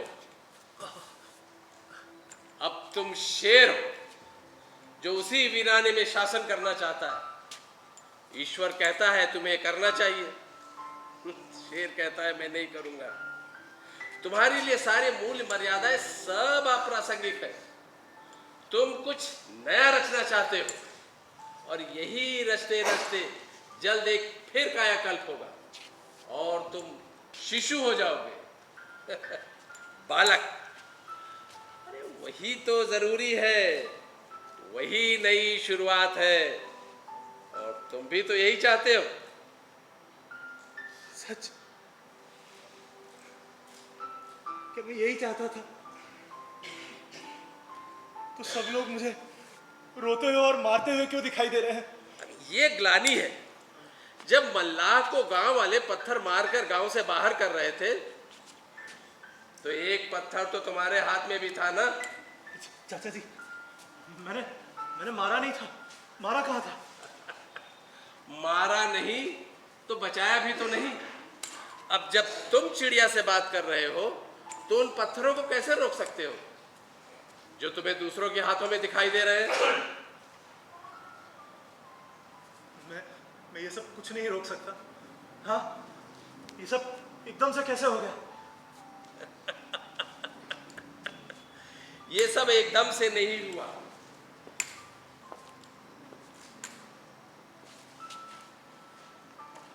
मैं तो बचपन से तुम्हारे साथ हूं ना। तुमने अपने बच्चों के नाम पिंकी और बिल्लू क्यों रखे थे? ये तुम्हारे कॉमिक्स के पसंदीदा पात्र थे ना। नहीं, चाचा जी, मुझे तो सबसे ज्यादा साबू पसंद है। अब साबू को नहीं लाए? लाया हूं ना, बाहर खड़ा है वो। साबू! ए साबू! चाचा जी, उसे अंदर बुलाइए ना, मैं उससे मिलना चाहता हूँ। अरे वो तो खुद तुमसे मिलना चाहता है, पर क्या करे, तुम सब ने अपने घर इतने छोटे बना रखे हैं कि वो चाहकर भी नहीं आ सकता। मैंने तुमसे कहा ना, जब तुम शिशु हो जाओगे तो वो तो क्या, सब भीतर आ जाएगा। हम दोनों सुख एक साथ नहीं ले सकते चाचा जी। क्या इंसानों जैसी बातें कर रहे हो? मुझे कभी कभी लगता है कि मैं नदी के किसी तेज बहाव के विरुद्ध तैरता हूं। तैरता हूं पर कहीं पहुंचता नहीं। और डर लगते रहता है कि यदि तैरना बंद कर दूं तो नदी के बहाव के संग बह जाऊंगा।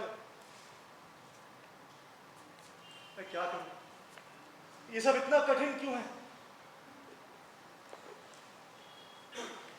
ये सब सरल है। जीना उतना ही सरल है जितनी सरलता से चिड़िया जीवन जीती है। पर हम सब ने कैसे जीना है कि इतने किस्से कहानी बना लिए हैं कि लगता है कोई बुद्ध ही होगा जो इस तरह से जीवन जी सकेगा। ये हमारे बस की बात नहीं है। पर चिड़िया तो वैसे ही जी रही है जैसे वो जीना चाहती है। मैं कौन हूं चाचा जी? मैं क्या खोज रहा हूं? तुम कुछ खोज नहीं रहे हो, बस तुम्हें पता चल गया है कि तुम बिछड़ गए हो अपने परिवार से, अपने आप से, खुद से, और तुम वापस आना चाहते हो और उसी राह पर चल रहे हो।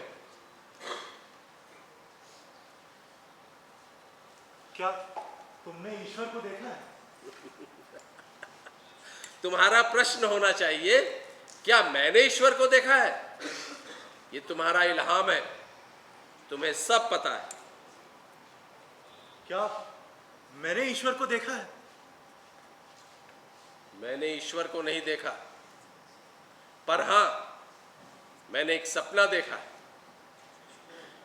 हाँ, और उस सपने में एक झील दिखाई दी, काई से ढकी हुई। तभी हवा का एक झोंका आया और काई एक तरफ सरक गई। मैंने देखा नीला पानी। मुझे लगा ये नीला पानी सत्य है, ईश्वर है। तभी हवा का फिर झोंका आया और काई वापस झील पर सरक गई। मैंने सोचा ये तो माया है, छलावा। माया भी वही, जीवन भी वही, दोनों एक दूसरे के बगैर नहीं रह सकते।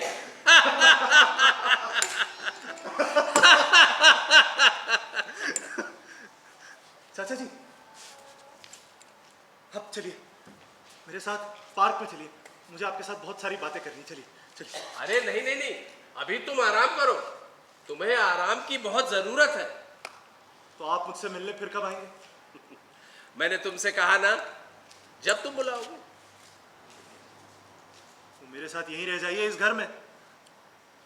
जब तुम शिशु हो जाओगे ना, तो मैं तो क्या, पूरी दुनिया तुम्हारे साथ आकर रहने लगेगी।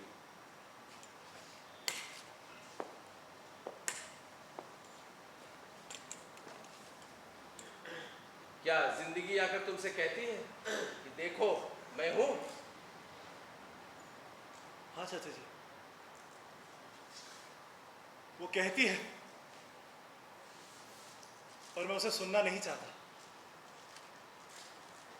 मैं इतने बड़े आसमान का क्या करूंगा जिसमें मैंने कभी जीना सीखा ही नहीं। मुझे तो मतलब है बस उतने आकाश से जो मैंने अपनी घर की खिड़की में से जीना सीखा, और बस उतने में जीना चाहता हूं। तो फिर यह हमारी आखिरी मुलाकात ही समझो।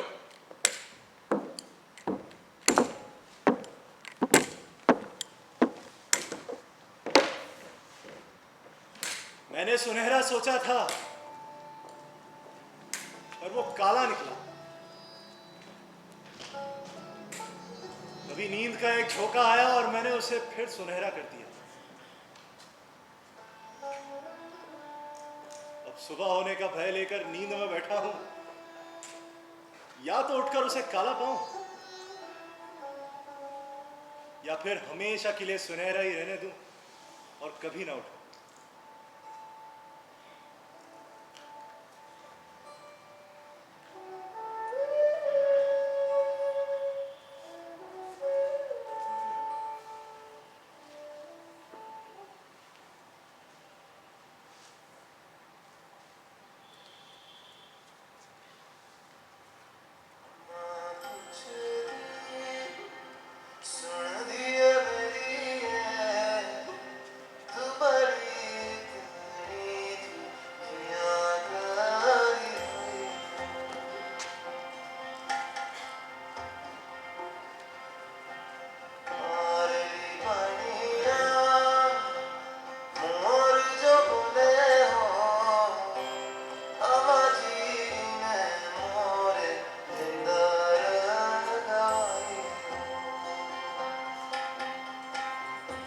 मम्मी, हाँ, जल्दी आ जाओ, कॉलेज जाना है, लेट हो रहा है। रुक रुक बस आई। टिफिन टिफिन, हाँ।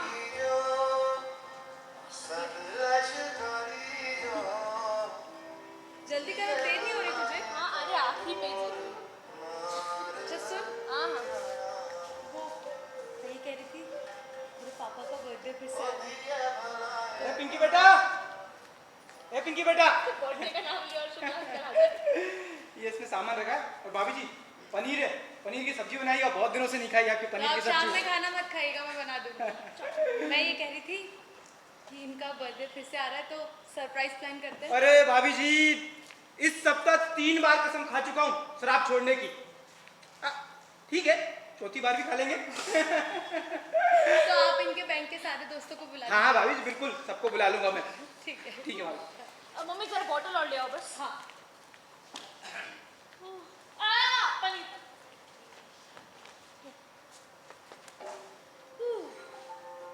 कौन पहनता है ये?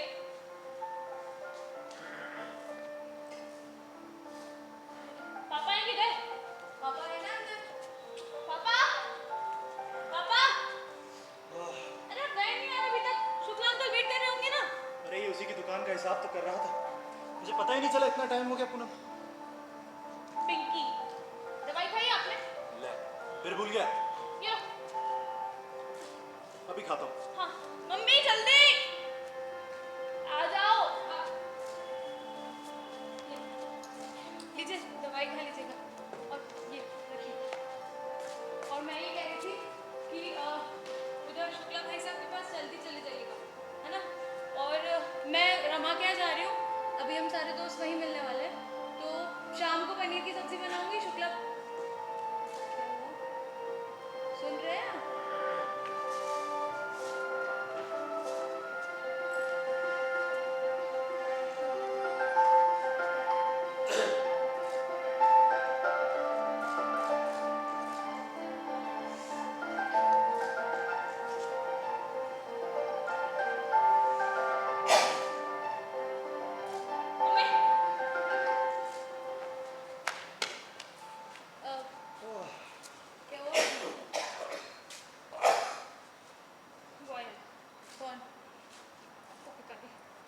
भिखारी? अरे वो भिखारी पापा। वो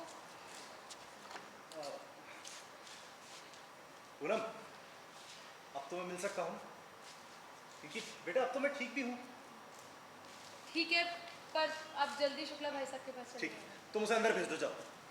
जाइए। जा, पक्का चले जाएंगे ना? हाँ हाँ, चला जाऊंगा पक्का। और दवाई खा लीजिएगा। ठीक। जा रही हूँ मैं। बाय। बाय। जाइए, वॉक पे इंतजार करें।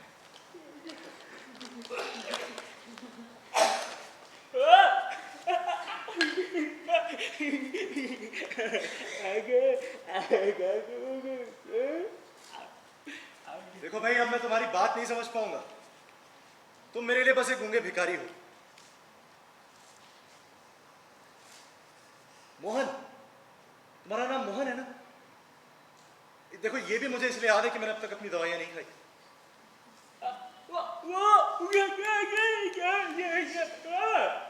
मैं नहीं जानता। मोहन, याद है मैंने तुमसे कहा था कि मैं वापस आना चाहता हूं? बहुत कोशिशों के बाद भी जब मैं वापस नहीं आ पाया ना, तो मैंने आसान रास्ता चुन लिया। मैंने सोचा मैं मर जाता हूं। बड़ी मुश्किल से दवाइयां मिली। जैसे ही मैंने इसे खाया, मुझे नींद आने लगी। मेरा हाथ हल्का सुन्न रहने लगा, ये सर हल्का भारी रहने लगा। कभी ऐसा लगा जैसे किसी ने मुझे आकर कहा कि आप बीच रास्ते पर खड़े हैं, इस तरफ आ जाइए। और वो बिना कुछ कहे वहां से चला गया। मैंने उसका धन्यवाद किया, और अजीब बात है मोहन, तब से मुझे सब समझ में आ रहा है। सब मेरी बात समझ पा रहे हैं। हाँ, ये हाथ हल्का सुन रहता है, सर हल्का भारी रहता है, नींद भी थोड़ी कम आती है, पर ये लोग कहते हैं कि अब मैं ठीक हूं, मैं सामान्य हूं।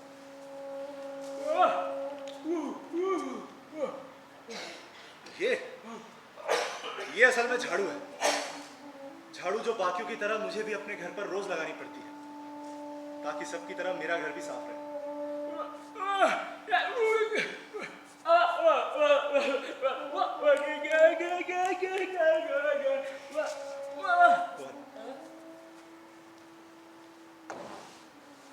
इल्हाम की मुझे क्या जरूरत?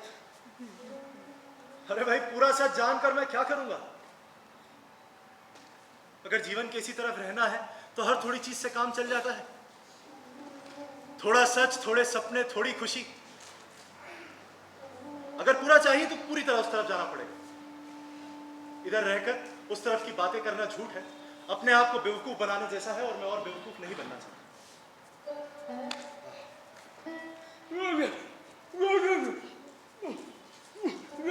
मोहन, मोहन,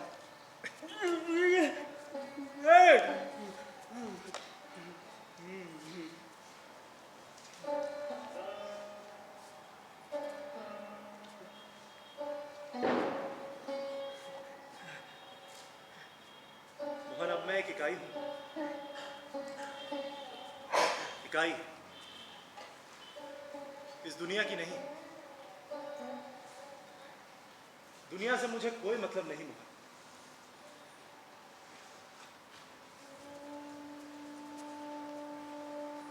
मैं इकाई हूं हमारी दुनिया की, इस समाज की। और अब इस खाने में मुझे हमेशा नमक की मात्रा में रहना है, ना कम ना ज्यादा, ठीक इतना जितने में खाना हर किसी को एक सा स्वाद देता रहे, हमेशा।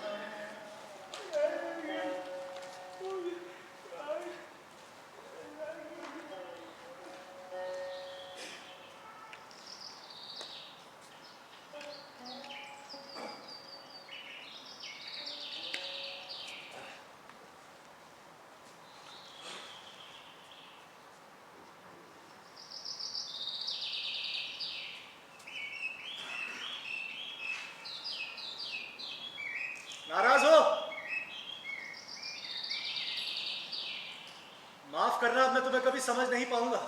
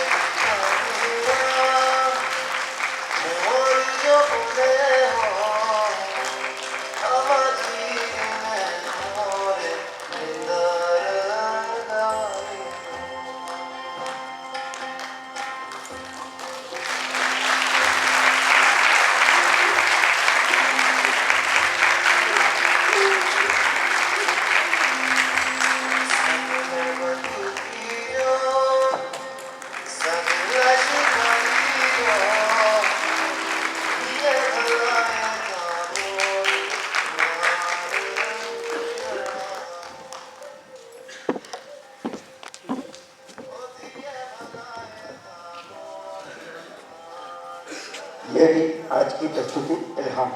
हम श्री प्रवेंद्र जी से अनुरोध करते हैं कि वह कृपया फिर मंच पर आए। मैं कलाकारों का जब तक परिचय करा देता हूँ।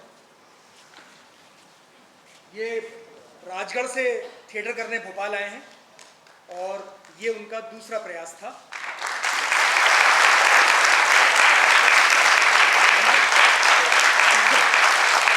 गौतम लोधी, ये कृष्णा आसवानी, ये हमारे साथ लगभग 3 साल से हैं। मध्य प्रदेश नाट्य विद्यालय से पास आउट हैं और ग्वालियर की रहने वाली हैं। वर्तमान में मुंबई में है, केतकी अचड़ा। भगवान के किरदार में यहाँ आपके गुरुजी भी बैठे हैं सामने, वसीम नाशवान जी, घनश्याम तिवारी जी यहाँ है नहीं। बहुत अच्छा अभिनेता, बहुत अच्छी प्रोग्रेस है जिसकी, और आगे और कुछ बेहतरीन करेगा ऐसी अपेक्षा के साथ वरुण महापात्रा। हमने डबल कास्ट के साथ ये नाटक किया था। शुभम सेन जो हमारे सीनियर आर्टिस्ट हैं, वो और ये दोनों अलवर के शो में शुभम सेन ये किरदार करेंगे। आप हमारे ग्रुप में लगभग 6-7 साल से हैं। बहुत प्यारी बच्ची है और बहुत अच्छी अभिनेत्री है। गुटर हूँ, आप लोग जो वेब सीरीज देख रहे हैं उसके 3rd सीजन में भी यही सेकंड लीड है, इस शांभवी स्थापक।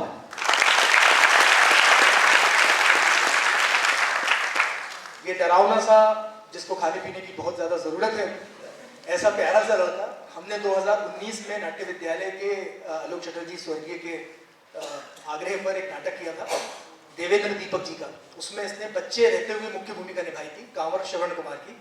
अब ये पहली बार गाड़ी के बालमा लाने के बाद पहली बार मंच पे उतरे हैं अजय रायकवार।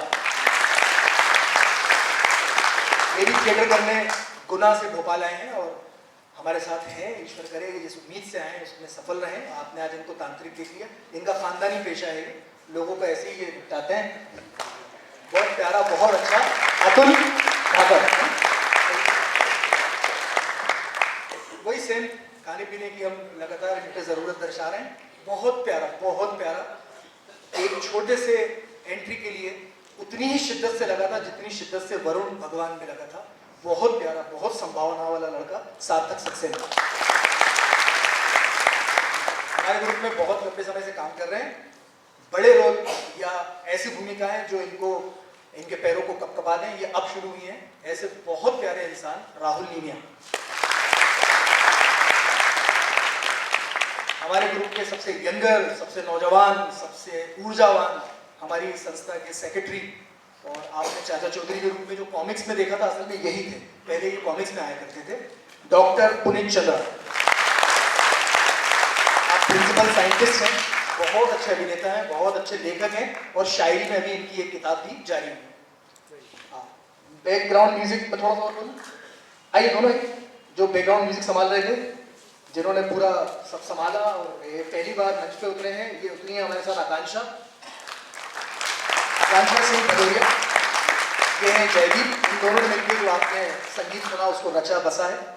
ये जो आपने पेंटिंग्स देखी हैं और ये कल और आज में 2 दिन में तैयार हुआ है पीपल का पत्ता, ये बनाने वाले हमारे ग्रुप के प्रियम जैन जो मध्य प्रदेश नाट्य विद्यालय से पास आउट हैं। लगभग 12 साल से यही थिएटर के परिवार के सदस्य रहे हैं। वर्तमान में मुंबई में है और आजकल इनकी एक रील बहुत ज़्यादा वायरल हो रही है, वो चाय पीने वाली, आप लोगों ने देखी होगी। प्रियम जैन, थोड़ा पीछे मुंडी करना पड़ेगी आप लोगों को ब्लैक टी शर्ट में। मेकअप सबने खुद कर लिया था, इनको गंदा करने की जिम्मेदारी जयदीप की थी। और आजा आजा आजा जल्दी आजा यार, जाने नहीं, आजा आजा।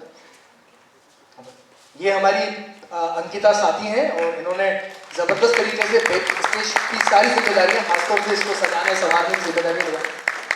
ये अमित पटेल डूडी है, ये एज अ हीरो लॉन्च हो रहे हैं, बहुत जल्दी आप लोग को देखेंगे, कई सीरियलों में आ रहे हैं, हमारे ग्रुप के साथी हैं, मुंबई में रहते हैं आजकल, अभी इसके लिए आए हुए हैं।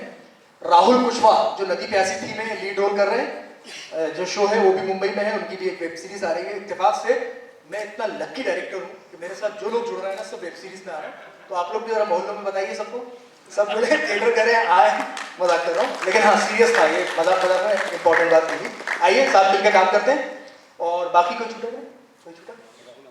कमल कमल कमल कमल हमारे साथी बैक स्टेज पे, मध्य प्रदेश नाट्य विद्यालय से पास आउट है वो भी। और जल्दी बताओ, शुभम सेन, जिनका मैं नाम पहले ले चुका हूँ, जिन्होंने भी हमारे लाइट की है और नदी प्यासी की लाइट अलवर में करेंगे। वीरू मुझे खड़े हुए दिख गए, धन्यवाद। मैं अपना माइक दे रहा हूँ, बोलने का आप लोग सुन चुके हैं पहले। एक बार बालू भी आ गए, एक बार आप सबसे, वसीम भाई आप सबसे बहुत दिल की गहराई से, दादा अशोक बुलानी दादा, आप पूरा प्ले में बैठे हैं, आपके लिए यही सबसे बड़ी बात है। थैंक यू सर, आप खुश रहिए, आबाद रहिए। मोबाइल पे दे रहा हूँ। हाँ, इस नाटक की परिकल्पना और निर्देशन करने वाला आपके सामने ये हाजिर है, सरफराज हसन।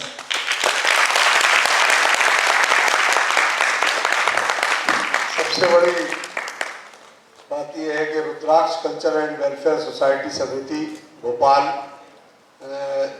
संस्कृति मंत्रालय के भारत सरकार की ओर से ये कार्यक्रम 4 दिवसीय चल रहा है।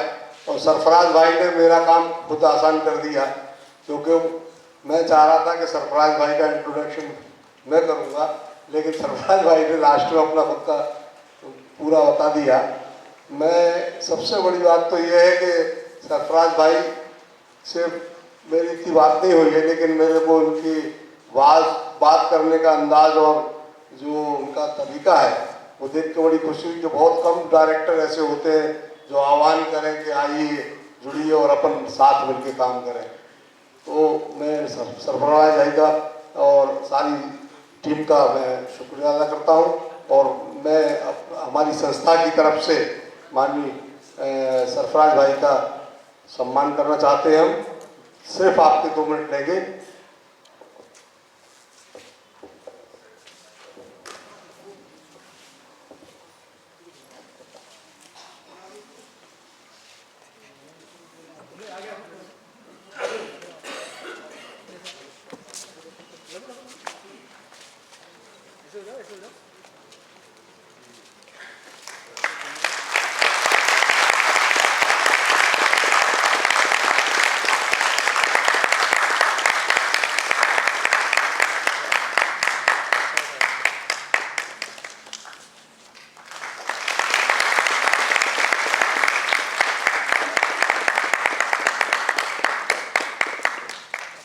धन्यवाद रुद्राक्ष संस्था के अध्यक्ष की।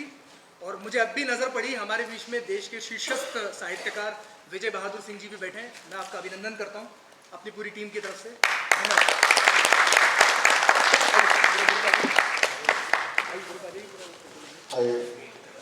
वसीम भाई शुक्रिया,